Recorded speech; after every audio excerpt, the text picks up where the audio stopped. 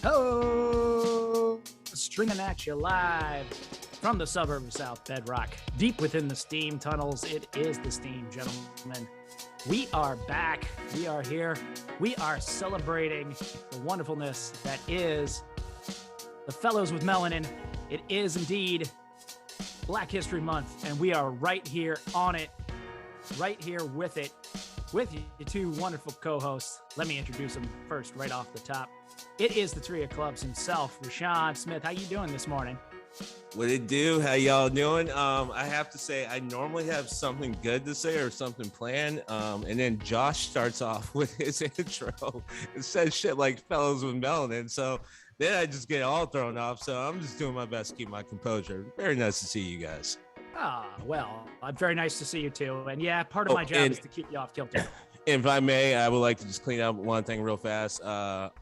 When we said a couple of episodes ago we missed the old Joe Rogan, I just want to be clear about something. We meant before podcast Joe Rogan.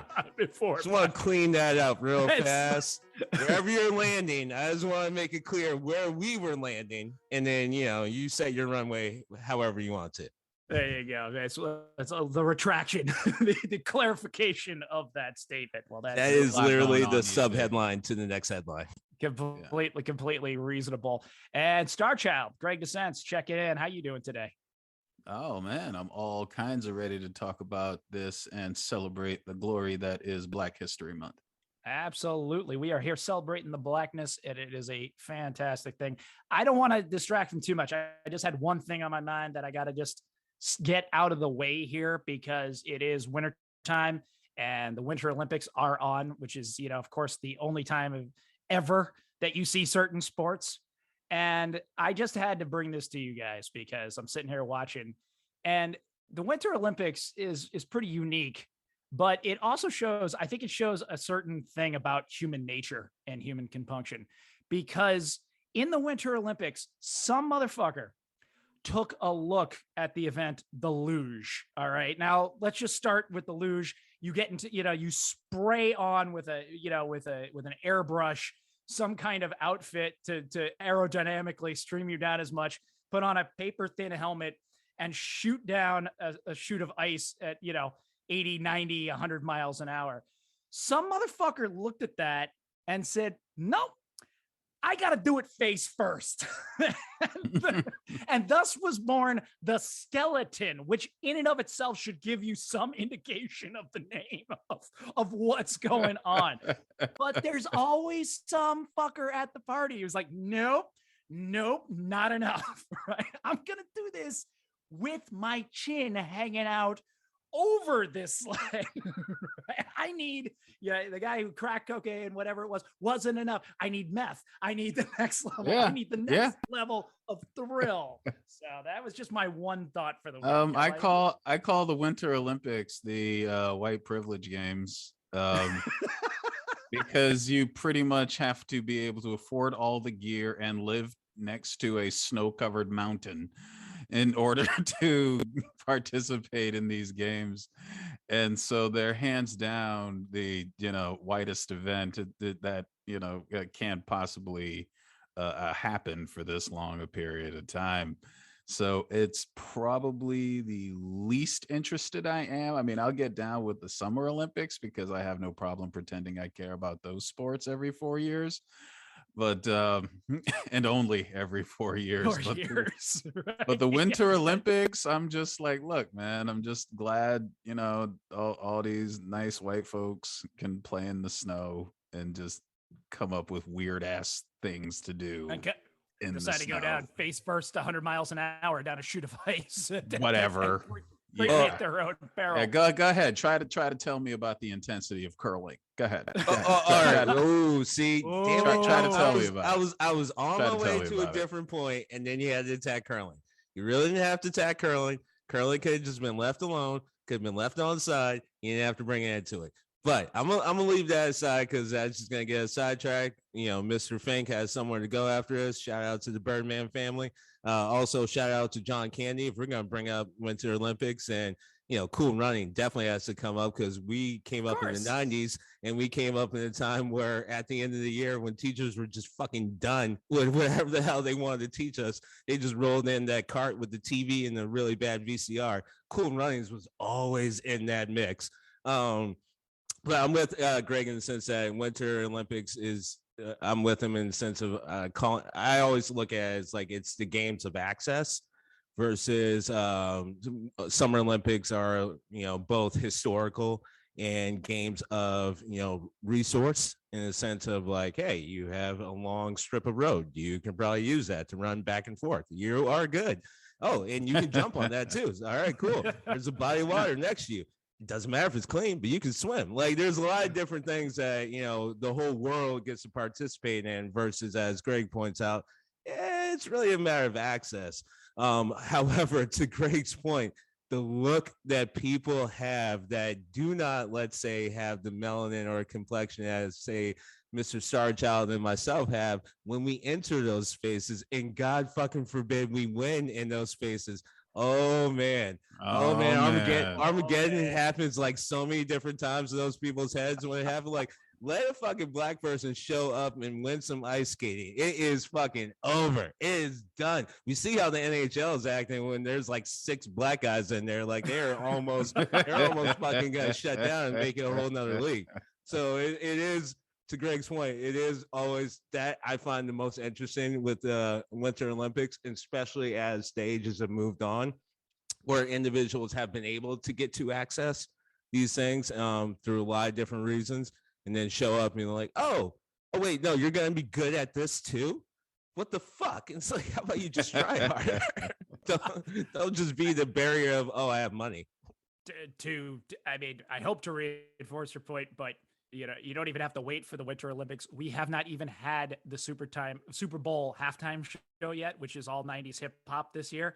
All right, with Dr. Dre, Mary J. Blige, I think Snoop Dogg, everybody. And what's already happening? They're literally already calling it a Satan worshiping fest. They're already freaking the fuck out because black hip hop stars from the 90s are going to be on stage at the Super Bowl, right? Most of these guys are officially in AARP now, but what doesn't happen is like I hate when it, because I'm with you and I understand what you're saying, but like the Super Bowl conversation always falls into a racial line, and it doesn't have to be. But what doesn't help is like when you pick the quote unquote non-black artists and you just basically put up milquetoast because like there's 4 people in the executive room that love them, but even the rest of the people in the executive room, like, what the fuck are we doing? Like that should stop you from picking that person. Look, I love the boss as much as everyone else, but everyone knew at Super Bowl, what was it, like 50 or 45? He had no business being there. Dude even slid off the fucking stage when he was trying to do his little knee slide. Like, dude is like, yeah, I'm out. He's out. Fucking even Coldplay calls the Super Bowl that they did the Beyonce Super Bowl. They were the fucking headliners. Right. Even Coldplay's like, yeah, we were literally backups.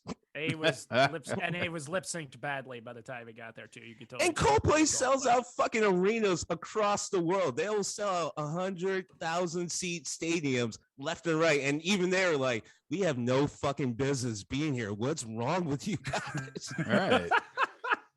Katy Perry got fucking outshone by the left shark. The left shark, not even the right one, not even both. The left shark. The left shark fucking outdid Katy Perry. I like Katy Perry. I think she's fucking talented. But at the same time, you don't help these people by putting up, like, if you're up against all the people we just mentioned for this Super Bowl versus, no offense, Katy Perry, but Katy Perry, yeah, you're gonna get beat by a goddamn left shark and a Pepsi. He's still out there fighting crime. I'm absolutely sure. Well, from the white privilege games to the best of Black History Month here in February, we're moving on to the 1980s that we wanted to focus on a little bit today.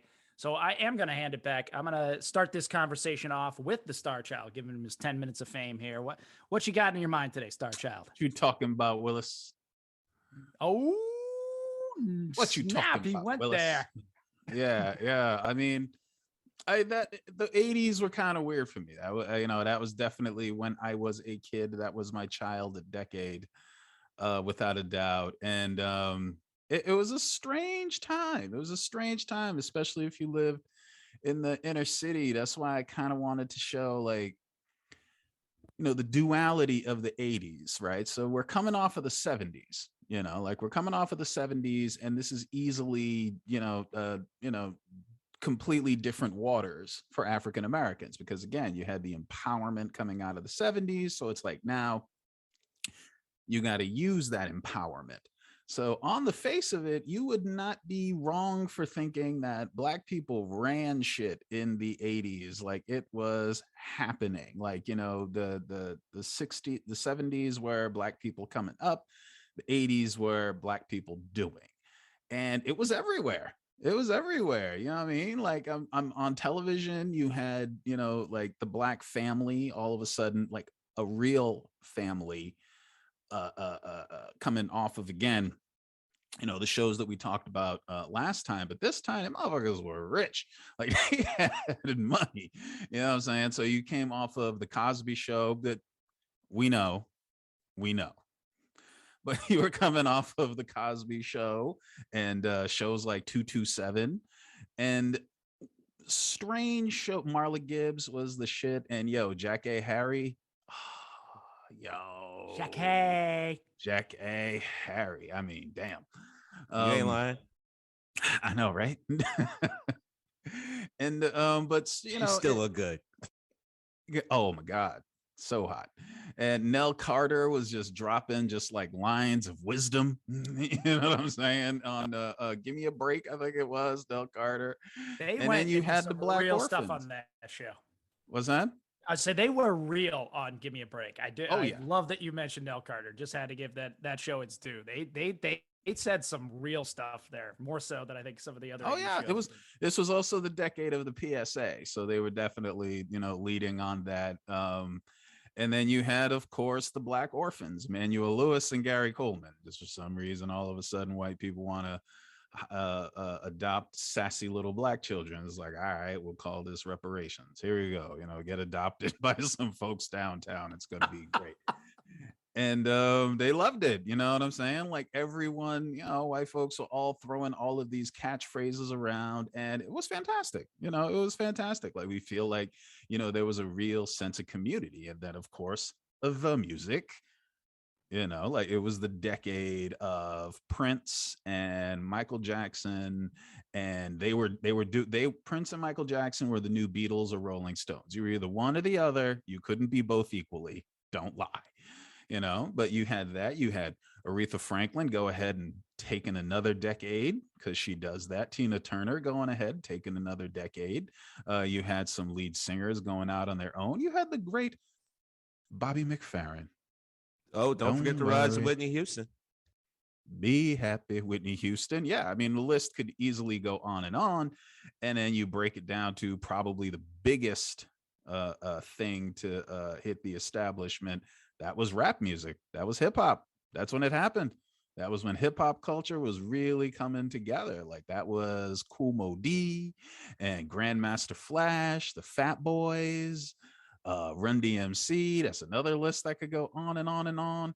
And it had, probably one of the worst side effects you can think of.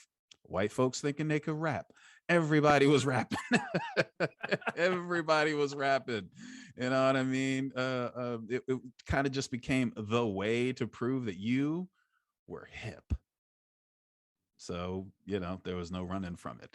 And breakdancing was massive. That was something that definitely started in the 80s. Oh, I'm sure to suburbanites, it just looked like, I don't know, African gymnastics. But, for everybody else, breakdancing was it, when you came on and you started popping and locking and beatboxing with your boombox or your ghetto blaster, if you were one of those people, you made it happen. Like it was where it was at. So you could make the argument that was a pivotal point for that. But you also had movies.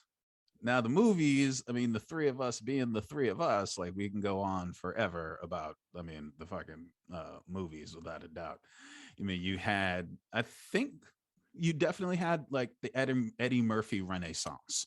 Okay. Like that was Beverly Hills Cop, Harlem Nights, like the 48 Hours, like those Eddie Murphy movies. And you just had like experimental things like Purple Rain.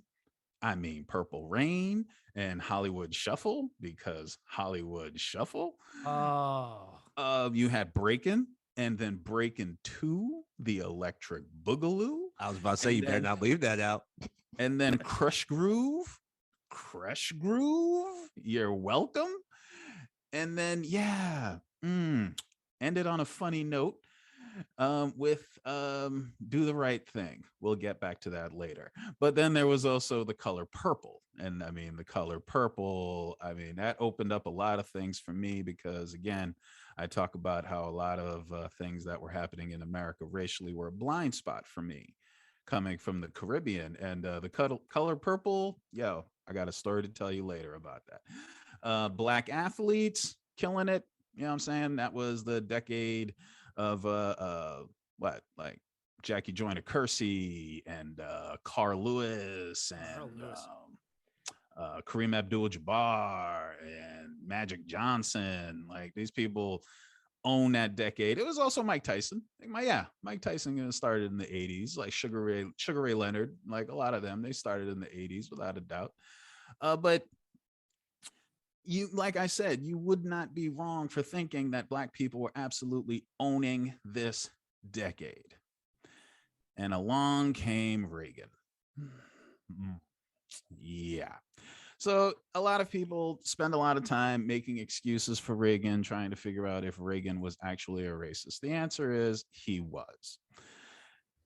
Aside from trying to make himself out to be the Cold War hawk that he always wanted to be since he was an itty bitty little boy, and understanding that that's how you get reelected in the Republican Party in the 80s because you were able to serve so many agencies, it was also an excuse to basically go rampaging all over the world, which is exactly what the Republicans tend to do when they have the opportunity.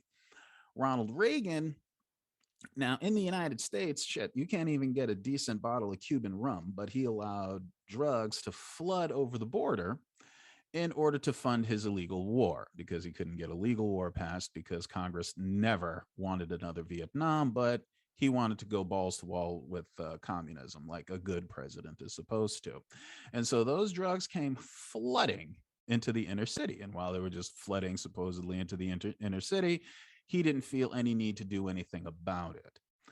Now, why do we say that he is without question a racist? Because this did the most damage to the Black community since Jim Crow.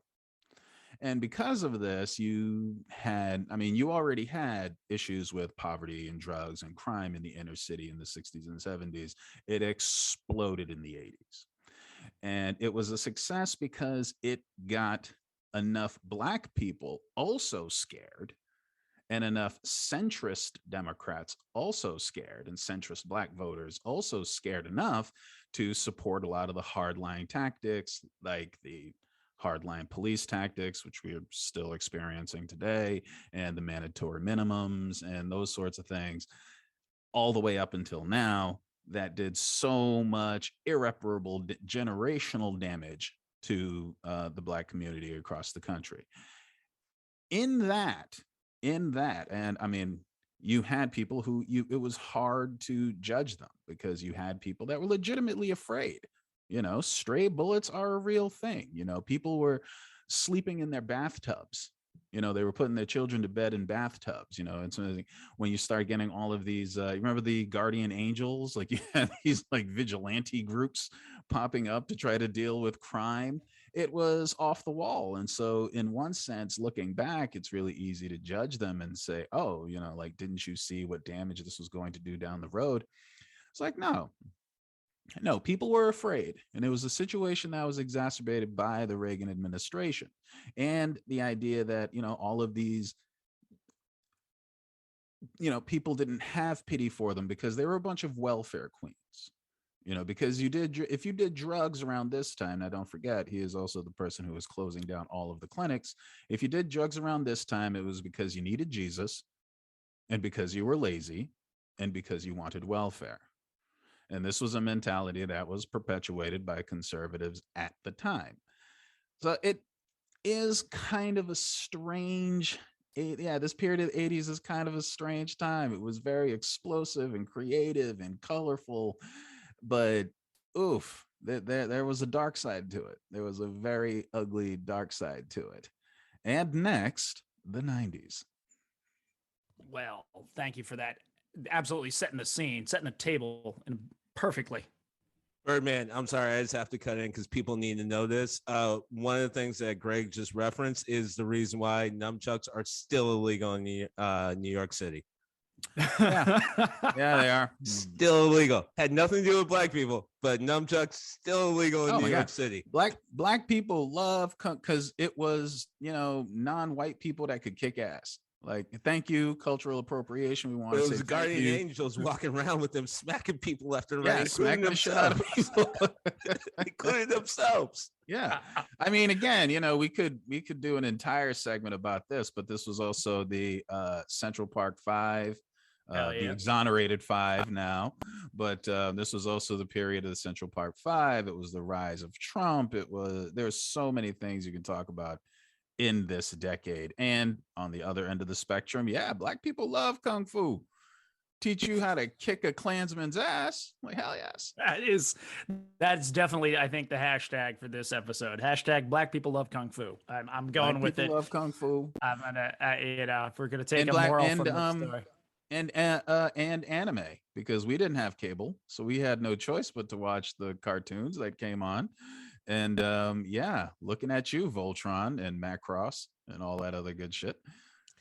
I've said repeatedly on this show, Robotech / Macross is one of the most progressive cartoons you will ever come across in the last 40 years. You watch that shit, especially the only 2 seasons of Robotech, you're going to come across a lot of things that you will not see in media for a while. I mean, you're talking you're talking interracial couples. You're talking about black people in power. You're the main fucking admiral of the whole thing. I'm pretty sure Edward James Olmos. I mean, like the whole thing is super progressive. I'm pretty sure just a little window. Gay characters out and proud, and no one's like, oh my god, this guy's so different. No, there's like, this dude likes other dudes. So what? He can fly this fucking robot. Back up. Yeah, that's it. We're flying robots. Yeah, we're flying robots. Yeah, we're flying robots. Well, Greg, that absolutely setting that table beautifully here, and I think encapsulate. It's a 10-year period with a hell of a lot of things going on, but I think you spoke to it just perfectly. As I'll step up, being the white guy talking about Black history here this week. Having fun getting in there. I'll continue to milk that double stuff in the Oreo here for as long as possible for all the tensions it causes, both racial and sexual.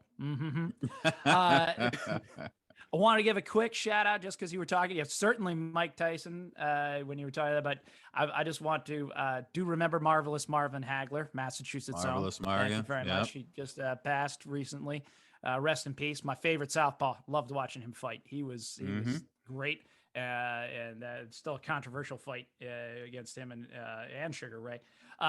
We've mentioned Whitney Houston, just a small point of pride that my own current hometown, the town I'm raising my children in here in Arlington, Massachusetts, is doubling for her hometown in New Jersey as they're shooting the biopic on her. They were in town. They've been in town for a couple of weeks. Yeah. So I gotta tell you, every single time I've driven through Arlington or stayed for like more than 2 minutes in Arlington, all I think is like, this is definitely like Jersey. Every time, like, it's just shit, is that Red Man? Right? It's the first and last thing that I think clearly. about when I'm driving through the very diverse community of Arlington. Gotta love Hollywood, man. That's part of the reason, just to kind of give perspective from like not an internal, but like an African American whose roots start here, because I love and appreciate how Greg brings that different perspective. It needs to be heard. A lot of people need to understand the difference and also the similarities in the shared experiences. So much love to my man. But I just want to point out, from someone who came from people who've been here for generations, I can tell you one of the reasons why Black people love Kung Fu is because of this quote. And if you don't know it, you need to know it. It's, man, you come right out of a comic book. That line and that individual being in that movie was so prolific that I heard that line years before I even knew what the fuck my uncles and aunts and my dad and all the people in my family and their friends, what they were talking about. But they would drop that at any moment. And when they say, everybody knew what the fuck they were talking about. So yeah, Kung Fu resonates for a lot of us, but it came right from that quote. And that afro, absolutely. Absolutely that afro with the jumpsuit. Absolutely With that the motherfucking jumpsuit? afro. Oh man. That was like watching. I mean, yeah, no. I'm gonna pay homage here as I step up to the plate for my 10 minutes here. That I'm going the opposite direction of an afro in this, but still with a lot of black power and black love going on. Soul glow. A soul glow. That's the 90s. We're getting there. Or the very end of the 80s, wasn't it? I can't remember when. I'll have to, Rashad, I'll have to ask you, look up when. What, Coming to America? Yeah, was that 92? No, that was in the 80s. That was in the 80s. Okay. That was in the 80s. And because that was like the last, it was either 1988 or 1989. But like, especially in 1989, you had like a huge explosion of a lot of black movies. It was that was probably the strongest point, as you say, the Eddie Murphy 1988. 1988. Okay, 88. So it's in the end there. Yeah, And that was the Eddie Murphy Renaissance. Yeah. No towards disrespect. the end. Let's be honest, towards the end. Yeah. No disrespect to the Jerry curl or to the afro here, but we can disrespect Jerry curl. What I'm thinking, what encapsulated or what left a huge impression on me as a small white child growing up in the wild west of the Reagan years and everything else. There's no other man that I can think of when it came to hairstyle, when it came to just Black Americans and opening my mind and broadening my horizons in so many different directions at once. I could not go this whole episode without taking my time to pay homage to none other than Mr. T. Kids, if you don't know who that is, please Google it. Please look it up. You missed a national treasure. But I first remember him coming on the scenes as Clubber Lang, the #1 contender who was being passed over in the 80s classic Rocky 3, right? So many things happening, so many things going on in that movie. I mean, the Rocky is the champ. He's also Sylvester Stallone truly discovered steroids. If you look at his physique in that movie, and Karl Malone too. I mean, both of them they were in shape in Rocky 1 and 2. I'm not trying to down them. They were in good shape for both of those. Carl Weathers. But yeah, but both of them were absolutely completely jacked in a way that you don't do naturally. Those are not vegetables, kids. And out comes Mr. T in this acting role, kind of out of nowhere. At least for me as a kid, I didn't know as much about it. Actually, before the show, RaShaun was telling me his background was in dancing, which doesn't surprise me, but it's amazing and cool. And part of the fun I have in this show is all the facts I learn and all the backgrounds I learn in people's lives. But yeah, he's introduced in this movie, and it is like white America's worst nightmare. Okay, he's a large, angry black man trying to beat up the white champ. That is it, right? He is Jack Johnson. And fuck the white women. Let's not hide that. He was definitely there to bang some white women too. He was. Hell, he shows up. The very first thing he does when he's challenging the champ because he's mad is he makes a pass at his wife and talks about how she dreams about a quote unquote real man, right? You can just hear all the uncomfortable shifting of seats of white dudes in the audience. He's coming from my wife. Oh my God. But here he is. He's wearing, the reason I started talking about hairstyles, he's wearing a mohawk, right? Already he's got his hair shaved, unapologetically himself. And I was just talking about a friend of mine who passed recently and was just saying about that unapologetic authenticity, right? With that he brings to this role. And that's the start point. And you would think in the 80s, especially with everything going on and everything Greg pointed out, especially being with the Reagan years, that might have been where it ended. But yet from that point, this man leveraged that into his own brand and into his own franchise. He went from that movie to every week playing a Vietnam vet. And just randomly deciding to help people out with Dirk Benedict and a few others going on in the A team as Mr. B.A. Baracus, right? B.A. standing for bad attitude, I think was what they officially said. Again, still representing some serious strength, some serious pride. I remember like part of the intro to that show is him getting punched clear in the face and just turning the other cheek and snapping back and looking even more pissed off. Which just if you, I still was in awe of him as a kid. It was like, oh my God, he got punched in the face. It didn't even hurt. He just is looking at that guy. He's even angrier. And then he picks him up by the scruff of his neck and his crotch and throws him off screen. Totally badass, right? In slow motion. Yeah. In slow motion, of course, while they shoot bullets at their feet, but no matter.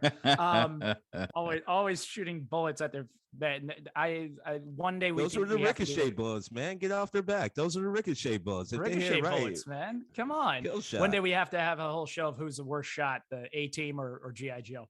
But so he goes from stormtroopers. Stormtroopers too. There we go. They're standing right there.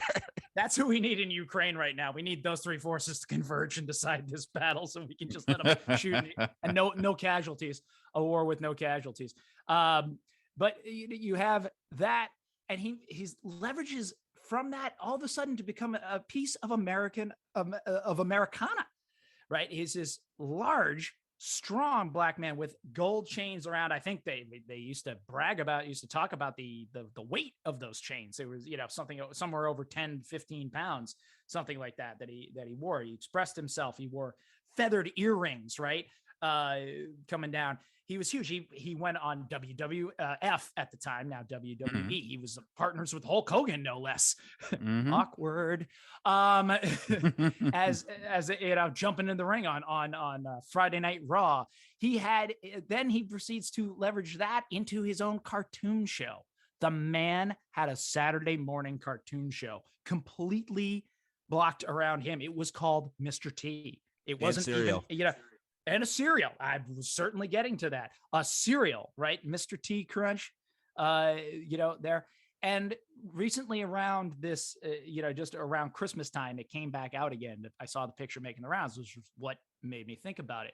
There's a famous picture. Please Google it, because it does so enfold in all of the almost Twilight Zone inverseness and craziness that we were talking about the 80s. You had Reagan coining the term welfare queen. You had Nancy Reagan saying, just say no, right? And even the term crack baby, which turns out to be statistically just false and just didn't even happen. But I was convinced by it, that we had children being born addicted to cocaine and all of this hell being rained down in the Black community. And then you have a Christmas time picture with none other than Mr. T with his own doll.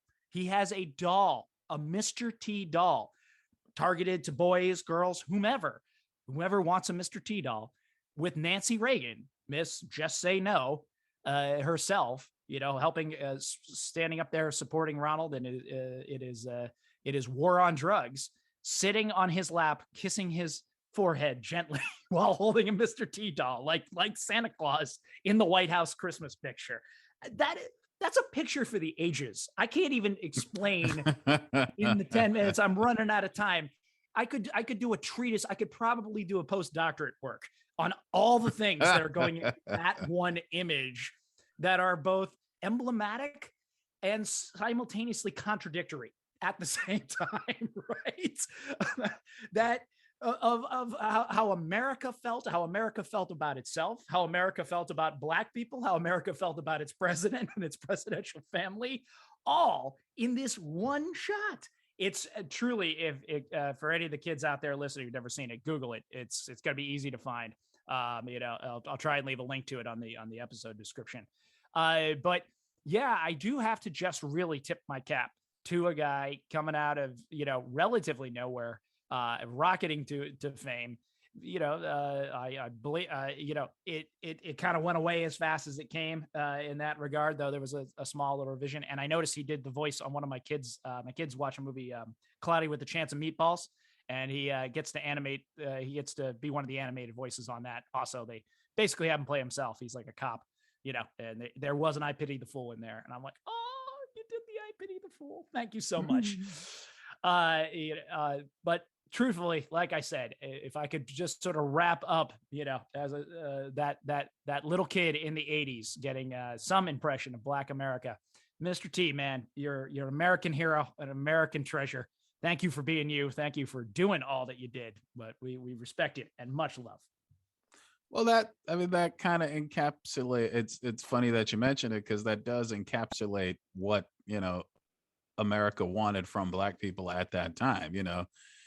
Be over the top, have your catchphrases, be all sassy with an attitude, but please don't hurt me. Exactly. Yeah, like we honestly just want the facade, and at the end of the day, you're gonna agree with whatever we want to do, right? Like, you're not actually gonna ask us to work or sacrifice to actually better your situation. Nah. You're just gonna come along with us, right? Yeah. Okay. Good. We're good. Yeah. Come on. Like you said, reparations was adopting a Black kid. That was reparations. I mean, on TV. So, on TV. That is so well put for the sort of tenor that was throughout the 80s, and frankly, it still kind of persists.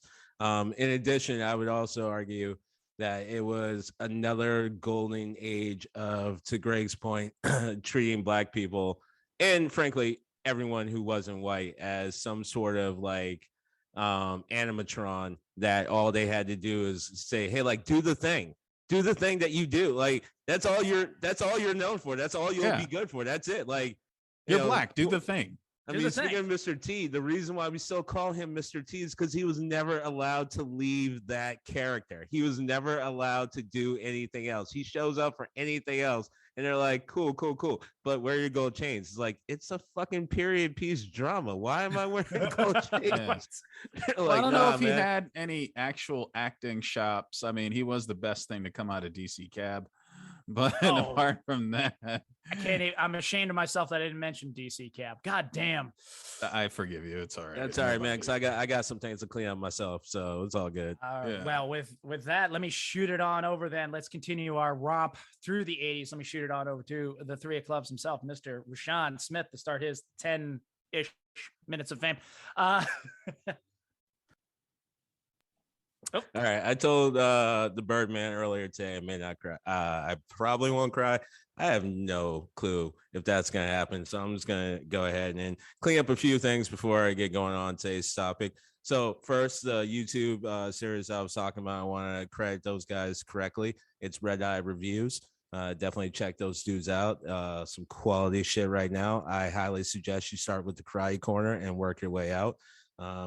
You will find that you will have an epiphany on Steven Seagal, as I did. And if you have a friend like me, then you will most likely then receive a encyclopedia of rants via text that your poor friends have to read through, just to even clear out their text messages. They're poor bastards. I literally wrote them it was fine. It's all right.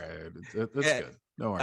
I'm pretty sure Greg sent some message to my local hospital to be like, hey, on the lookout for someone who may need a wellness check. Just on the lookout.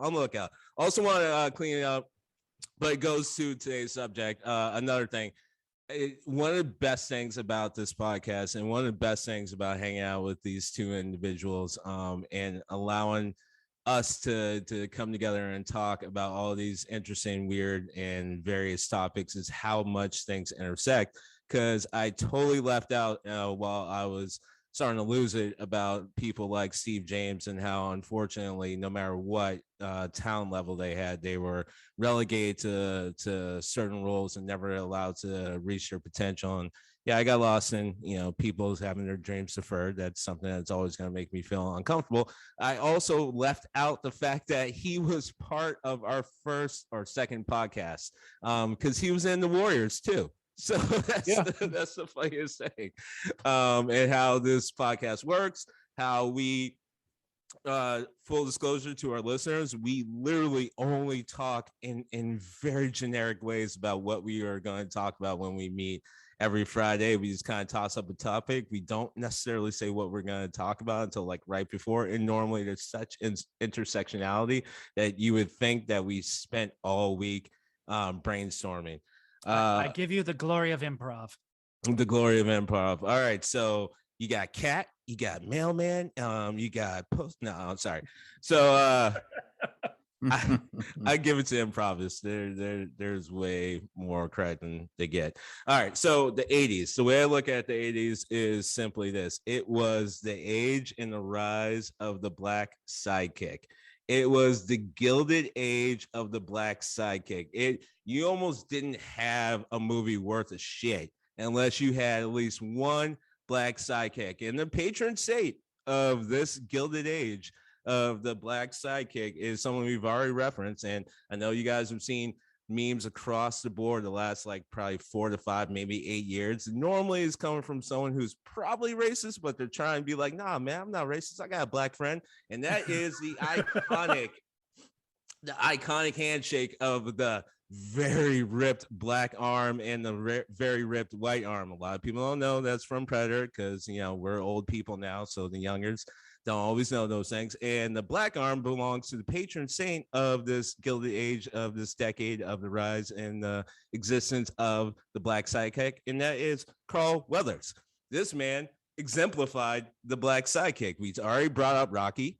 There's a reason why there's an emotional connection to Rocky IV to so many people that actually don't look like Carl Weathers. Because for a lot of us, we're just kind of like, you know what, this guy got strung along for this whole series up until now. The fact that he's the one that dies in this movie, like there's one person that dies in a boxing movie, and you guys pick Carl Weathers. So like this isn't all that surprising or it's not even upsetting. A horror franchise, and you killed the black guy. It's not even a horror franchise. I can almost guarantee if I'm talking to a white guy who's over the age of 50, they bring up Rocky IV, they get emotional right away. I'm like, for real? Like that's what you're getting hung up on?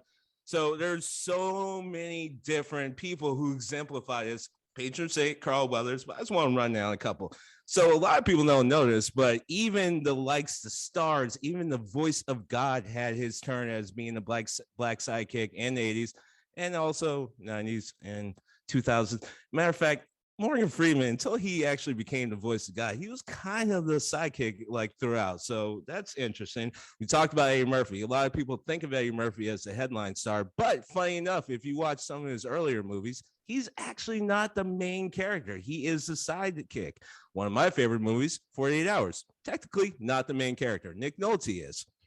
Same thing with Trading Spaces. Dan Aykroyd is actually the main character. A lot of people don't know these things.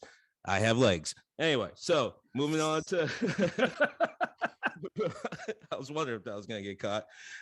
You also have to talk about, I think I said Denzel, but Sam L. Jackson had his turn. Lawrence Fishburne had his turn. Wesley Snipes had his turn. But I'm actually just nailing the people that you really know. And like I said last week, there's so many more people that actually had their turn during this time, especially during this decade, that we should know because you see them more often than not, and you fuck you if you don't know these people. So I'm just going to go ahead and start with the obvious, and I'm going to work my way into people that you're like, oh, yeah. So, like, obviously, Ernie Hudson. Sad part about Ernie Hudson, and when we really got introduced to him in the early awesome movie of, I'm not here to denigrate it because it's definitely one of my favorites and it should be one of yours, Ghostbusters. Sad truth is his character actually had a really good story, and they filmed a decent amount of it, and it probably would have made the movie way more better. And just think about that. I'm talking about a movie where it's a giant fucking marshmallow walking through the city, breaking up shit, and then it gets destroyed. Big fucking marshmallow. And everyone. That's a big Twinkie. It's a big Twinkie. And you had to think of a marshmallow. And like everyone's just like, yeah, we're still upset with the guy who tried to prevent this, not the guys who actually created all this. We're upset with the guy who prevented it. So yeah, it probably would have made that movie a little bit better if we found out why this guy all of a sudden showed up and was willing to be in jail with them. Even if he had the line like, I'm gonna get my own lawyer, it still didn't fucking matter. So you got to bring up Ernie Hudson because he definitely exemplifies this. You also got to go to my man, Bernie L. Casey. This man, when he showed up, you knew authority was like there. It didn't matter what happened. Bernie L. Casey shows up, it's automatic. Like, all right, there's an adult in the room. Doesn't fucking matter who the main character was, even though this guy was always a sidekick, always like never the full the main character. He was definitely the guy that's like, oh, this is the principal, or this is the police chief, or this is, you know, the head of fraternities. Someone really needed to break that down to me. We've gone to nerds a lot, but someone needs to explain to me how this 60-year-old black man is now in control of like what 50 fucking fraternities and sororities that are like all majority white. He was helping out one black fraternity and one black sorority in that movie, but like he controlled all of it. I just never understood that. Someone need to break down how that power position happened. Also, someone that shows up all the fucking time, and I bet you don't even think about it. My man Grand L. Bush. Who's Grand L. Bush? Well, he's the guy who showed up in Die Hard. He's the guy that pointed out to his partner that he was in 8th grade during Saigon. So yeah, he had some memorable things. He also had the meanest. Technically, this should be talked about next week because it's in the 90s. But he had the meanest fucking mullet fro you've ever seen in fucking Free Jack. Like that shit is so awesome. It literally made its way into like 7 different movies, no matter who the fucking character was. Like the dude was in License to Kill. He had the same haircut. Can you tell me why he had it? I don't know. Also, it moves on to we can't and we cannot, because the decade actually starts with this man. I said the patron saint is Carl Weathers, but that's only because the actual fucking Jesus of this whole movement is Billy D. Williams. So the decade starts off with one of the best characters, which I encourage you all to find the meme where someone points out, I think it's a Twitter post, I'm pretty sure Josh shared this with me, that pointed out that Star Wars was literally created and ended by 2 black men. Think about it. And it all kind of leads back to, ironically enough, the show The Equalizer. Somehow The Equalizer was like the springboard for so many different people. I talked about Grand L. Bush. I've talked about a couple other people that showed up on The Equalizer. But also Stephen Williams was on The Equalizer. Joe Morton, the reason why Skynet happened. Which, by the way, what the fuck? Like, I know I'm talking about the sidekicks, but real fast, how the fuck in the whole franchise, and you don't have any black characters, you finally get a black character and you're like, oh, but you're the actual reason for the Armageddon. I mean, right? Not to feel awkward or nothing, but and I'm sorry because this needs to be said, but I wanted to actually spend this 10 minutes talking about one of the greatest movies that has ever existed and gave so much hope to little black kids. Like, we can be a full character, a main character, and that is sure enough The Last Dragon, but another time. So. I think I appreciate you giving the shout out to The Last Dragon, but that one needs its own episode, and I'm not bullshitting at all. Like, we need all 3 of us to do one of our deep dives, our patented Steam Gentleman deep dives into The Last Dragon, which is just such a masterpiece of cinema on so many levels. I can't even get into it right now, but Shogun. And when it comes to Trading Places, which, by the way, original title for that film, Black and White, no bullshit. Oh, I believe. Yeah, and there was $100 reward given out because that was the first thing Landis said. He's like, fucking terrible title. Give me a better title. $100 to the first person who gives me a better title. So at least he knew that. Like, he was, they're a problem, officers. Gotta love that line. I love that movie so much, but by the time you get to the blackface at the end of the movie, it's like, it's just like at the bottom of the list. My favorite, and I just, the one line that stands out that did not age well, and forgive me because we're talking Black history. One line in that movie. One line that just aged so poorly, it just makes me laugh so badly though, is when it's Dan Aykroyd playing the white character, right? But he's like, he's been arrested. He's like, I have a credit card, he says with complete indignation. And a lot of people watching it don't realize that that was a hard thing to get. And the fact was only really wealthy, really white people had credit cards at that point. Nowadays, they, you can toss, hold your hand out your window and a couple of credit cards will fall into it. But it's just funny as hell to see him, take a. That's the emblem of white privilege. Two movies to give connection to everything I just said. Two movies to give connection to everything I just said. One, I'm Gonna Get You, Sucker. Literally everything I just said. That movie is a movie of black sidekicks and all the tropes I had to follow for black sidekicks. And two, if people need to understand the dynamic of us three, all they got to do is watch the barbershop scenes and Coming to America, because they hit me the other day. Like, that's it. We're just one cosplay away from being those guys. If a man wants to be called Muhammad Ali, he can be called Muhammad Ali. I got to come in here and just start that fight, because the fight needs to get started. Because damn, I feel like we're just showing no respect to Philip Michael Thomas. Tubbs from Miami Vice. I mean, when I think 80s black sidekick, I mean, talk about a guy who didn't need to be there. Like, you can you could make the argument there with every one of those examples that they're the sidekick, but at the same time, they're the reason you're going to see this movie. Like, you did not go to see this movie just for Dan Aykroyd. Like, you just didn't. But you needed that. I mean, Nick Nolte has, all of the charisma of a hosta. You know what I mean? Like, there's just nothing about that. But I mean, when I think black sidekicks at Philip Michael Thomas, you're totally right.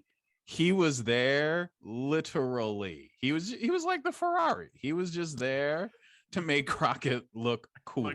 That was it. Like, you got a black friend, you got a Ferrari, you got no socks. You're cool. You're totally right. There's no argument there, but because you know what? Fuck socks. Well, hold on. You have to remember, in the early 80s, no movie executive or producer was thinking, I'm going to make this movie and it's going to move people just because of Eddie Murphy. They weren't willing to do that. That's what I'm talking about. It was the age of the sidekick for a lot of reasons, not just because of caliber of the actor. It was because of what I was talking about even last episode, the ability to even get into those roles, or why we still think of Mr. T as Mr. T. Well, like I said, I don't know if Mr. T had any other acting chops. Like, I don't know if he could have been in anything the opportunities. That's the point. Yeah, and let's hope there will be more opportunities as we move forward. We're just gonna, we never get enough time. It's always hard. We could, we'd love to, stay in that decade for a long time, because there's a lot to unpack there. But I appreciate this little jaunt back in time, and appreciate you gentlemen for letting me come along with you this week and enjoy some of the best of Black history in the 80s. So, RaShaun, what you got going on for the rest of the weekend? What you got going on for the people? I'm not even sure what I'm doing like in a half hour, so I can't give you the answer. But also, I'd be remiss to leave this episode without not talking about also another Equalizer vet who was also a good example of the black sidekick rise of the 80s, Mr. Keith David. Yes, indeed. Shout out to Men at Work. Don't ever go see Men at Work. Underrated masterpiece. I 100% mean that, people. Absolutely. Golf clap for Men at Work. Greg, the Star Child, what you got going on with the people? What you going to give to us as you leave for us for the weekend? Oh, just staying on the path of righteousness, and probably gonna prepare for that. I got wrapping up all of my winter celebrations this weekend, so there are some parties.